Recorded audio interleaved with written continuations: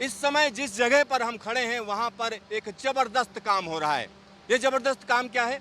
देश की सबसे लंबी रेल सुरंग बनाने का काम यहां पर शुरू हो चुका है। मैं कहूंगा रेल सुरंग दिखाइए किस तरीके से काम चल रहा है। और ये रेल सुरंग अपने आप में इसलिए खास है क्योंकि 15.5 किलोमीटर लंबी रेल सुरंग होगी। और यहां पर मैं आपको बता दूं, मैंने आपको यूएसबीआरएल में देश की सबसे लंबी रेल सुरंग जो खोदी जा चुकी है वो दिखाई थी, और उसके बाद हम आपको दिखा रहे हैं कि इस टनल में काम शुरू हो चुका है।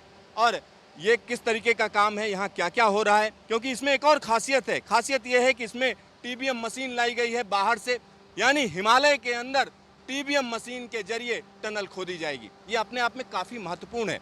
आखिरकार ये फैसला क्यों लेना पड़ा, साथ ही साथ इस टनल में क्या क्या किया जा रहा है, इन सब पर बातचीत करने के लिए हमारे साथ tunnel construction manager Nitin Sharma ji हैं। आइए उनसे बात करते हैं। नितिन जी, अगर इस टनल की बात करें तो किस लिए हम इसको ज़बरदस्त बोलें, खास बोलें? खास बोलेंगे क्योंकि ये नेटम टेक्नोलॉजी है।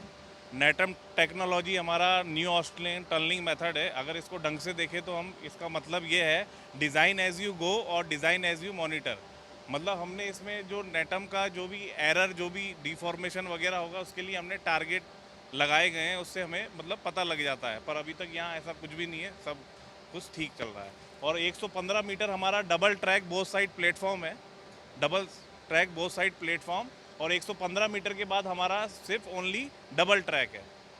तो यहाँ पर आप समझिए कि देवप्रयाग का जो ये स्टेशन है ये अपने आप में अलग है और डिफरेंट है। आइए हम आपको अंदर लेके चलते हैं, कुछ दूर तक दिखाते हैं कि आखिरकार काम कैसा चल रहा है।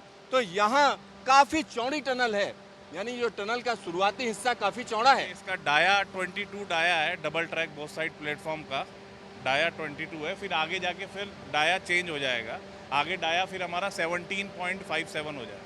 तो ये टनल अगर हम देखें तो इसकी जो डिगिंग है या खुदाई है, इधर से शुरू है, दूसरी तरफ से भी शुरू है। हाँ जी, हमारा एस्केप टनल है, वहाँ से हमने मतलब एक्सेस दिया हुआ है। उधर से ही हमारा जो भी मतलब मक शिफ्टिंग वगैरह कर रहे हैं हम लोग एस्केप टनल के थ्रू वहाँ से कर रहे हैं। एस्केप टनल हमारा 660 मीटर है।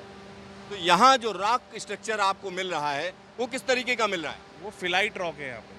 मतलब आसानी होती है उसको? हाँ, मतलब हार्ड रॉक है, हार्ड रॉक है। क्लास है।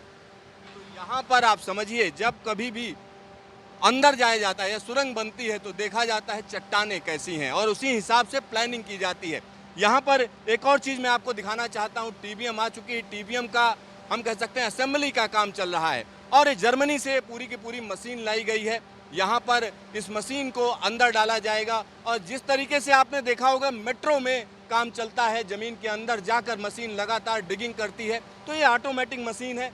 और साथ ही साथ ये क्या करेगी, चट्टानें खोदेगी और साथ ही साथ टनल भी बनाएगी। तो जब टीबीएम के जरिए यहाँ पर फैसला लिया गया तो जो रॉक है वो सॉफ्ट है क्या? नहीं, रॉक तो पूरा फिलाइट ही है, पूरा जो जोन है, क्योंकि इसका सर्वे पहले ही हो चुका है। जियो टेक्निकल इन्वेस्टिगेशन होती है, वो पहले ही 4-5 साल पहले ही कर लिया गया है यहाँ पे। अच्छा, ये कितनी दूरी तक जो है टीबीएम मशीन कहाँ तक ये खुदाई करेगी? 10.5 किलोमीटर, 10.5 किलोमीटर तक। आगे हमारा जो जनासू स्टेशन है वहाँ से हम लोग 3.5 किलोमीटर करेंगे, तो टोटल इसकी लेंथ हो जाएगी हमारी 15.75 किलोमीटर, देवप्रयाग टू जनासू स्टेशन। ये भी स्टेशन है, जनासू भी स्टेशन है। यहाँ पर आप समझिए 15.75 किलोमीटर लंबी टनल और स्टेशन का एक हिस्सा हम कह सकते हैं टनल के अंदर रहेगा। तो ये भी अपने आप में थोड़ा अलग चीज़ है, क्योंकि देवप्रयाग की अगर हम बात करें तो इतना बड़ा स्पेस उसके पास नहीं है। तो यहाँ पर एक अलग तरीके की जगह बनाई गई है।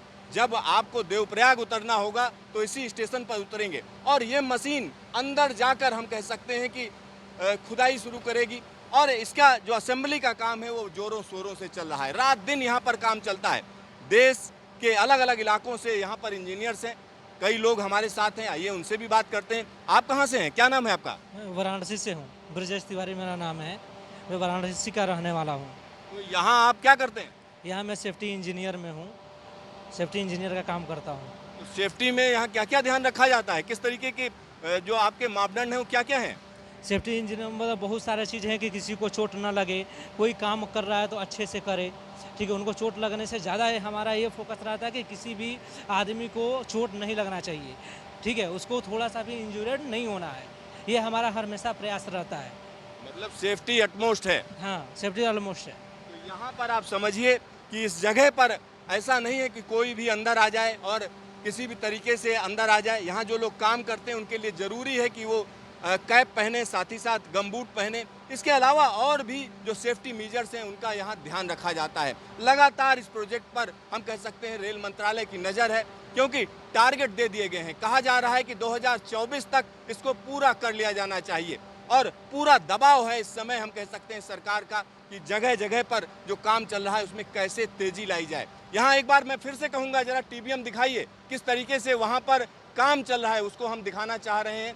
आगे का जो हिस्सा है ये अंदर चला जाएगा और अंदर जाकर ये पूरी तरीके से चट्टानों की खुदाई शुरू करेगा। एक बार जब मशीन नीचे उतरती है तो धीरे धीरे करके आगे बढ़ती चली जाती है। और एक और चीज़ मैं आपको यहाँ पर बताना चाहूँगा कि ये जगह अपने आप में खास है। खास इसलिए है क्योंकि देवप्रयाग का ये इलाका है, यहाँ पर बड़ी संख्या में तीर्थयात्री आते हैं, बड़ी संख्या में तीर्थयात्री आते हैं। तो लोगों की नज़र है कि ये रेल प्रोजेक्ट कब कंप्लीट हो, कब वो रेलवे से सफ़र करें, क्योंकि ब्रॉड गेज लाइन पड़ेगी।